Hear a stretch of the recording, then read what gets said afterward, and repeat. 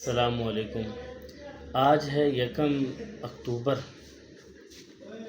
اور ٹائم ہے رات تقریباً 9:30 ہو رہے ہیں، تو میں آپ کے ساتھ گفتگو کر رہا ہوں۔ آج کا احوال جو ہے وہ میں آپ کے سامنے پیش کرنا چاہتا ہوں۔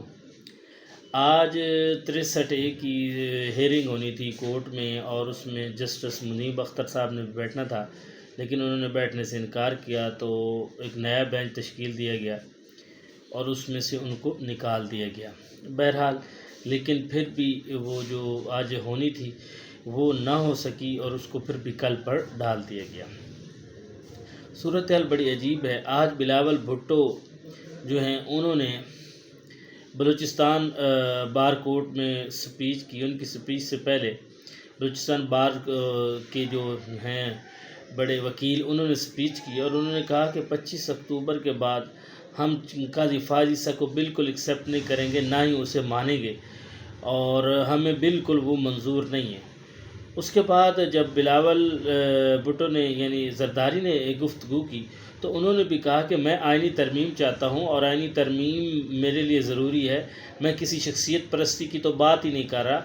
میں بھی یہ کہنا چاہتا ہوں کہ اگر فائز عیسیٰ نہیں تو اس سیٹ پر منصور علی شاہ بھی ہو سکتے ہیں۔ ہمیں ایک آئینی عدالت کی ضرورت ہے، ہمیں قاضی فائز عیسیٰ کی ضرورت نہیں ہے۔ تو اس طرح قاضی فائز عیسیٰ کی جو ہے نا وہ ایسا ایسا جو پتہ کٹتا نظر آ رہا ہے۔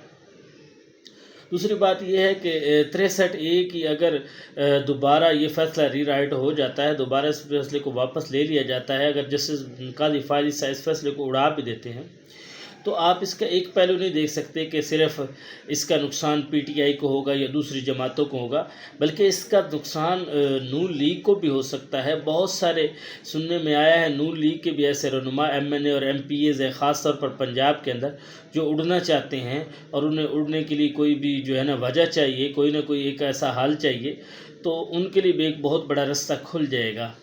تو اس لیے اس 63A کا صرف ایک جماعت کو نقصان نہیں بلکہ پوری کی پوری جماعتوں کو نقصان ہے۔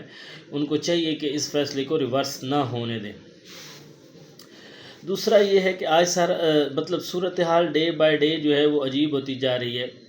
آج پھر علی امین گنڈا پور نے جناب عمران خان صاحب سے ملاقات کی جیل اڈیالہ میں، اور ان سے کچھ باتیں ہوئیں، جس میں جو سب سے مشہور بات یہ ہے کہ کہہ رہے ہیں کہ جو 4 اکتوبر کا جلسہ ہے یا جو سٹرائک انہوں نے کرنی ہے، جو بھی اس کو انہوں نے جنرل اسٹیبلشمنٹ نے کہا ہے کہ آپ اسے روکیں، کیونکہ کوئی باہر چائنا اور سعودی عربیہ اور مختلف ممالک کے سفیر آ رہے ہیں، ملیشیا کے، تو آپ کی مہربانی اس کو کیا کیا جائے، پوسٹ پون کیا جائے۔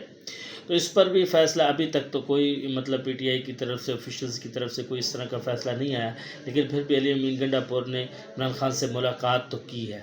اب دیکھتے ہیں اس کا آگے لباب کیا نکلتا ہے، کیونکہ PTI کے بہت سارے رہنماؤں کا یہ خیال ہے کہ اگر ہم نے پہلے بھی اپنی ڈیٹ آگے کی تھی تو اس کا نقصان ہمیں ہوا تھا، ہمیں اس کا کوئی فائدہ نہیں ہوا۔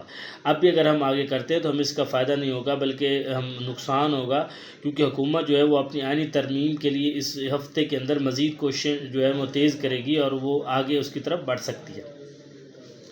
اور PTI کی کچھ رہنما ایسے بھی ہیں جو یہ چاہتے ہیں کہ اس بات کو مان لیا جائے، ہمیں کوئی نہ کوئی گارنٹی مل جائے، اور گارنٹی کے ساتھ ہم کیا کریں، اس جو سٹرائک ہے اس کو ہم آگے پوسٹ پون کر سکتے ہیں۔ تو یہ صورتحال ہے۔ آج جو سارا دن مطلب خبریں چلتی رہیں ان کے مطابق یہی تھا کہ 63A کا فیصلہ، لیکن وہ نہیں ہو سکا، اور قاضی فائز عیسیٰ کے پاس اب باقی صرف 24 ڈیز رہ گئے ہیں، جس میں سے کم از کم 15 دن ان کے پاس کام کے لیے ہیں، باقی چھٹیاں ہیں اور کچھ آگے پیچھے سلسلہ ہے۔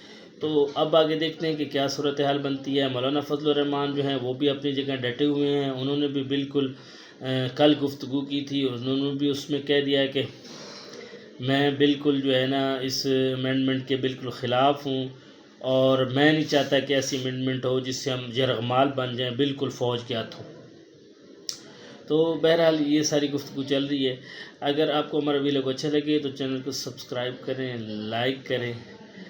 انشاءاللہ ملتے ہیں اگلی ویڈیو کے ساتھ۔ السلام علیکم۔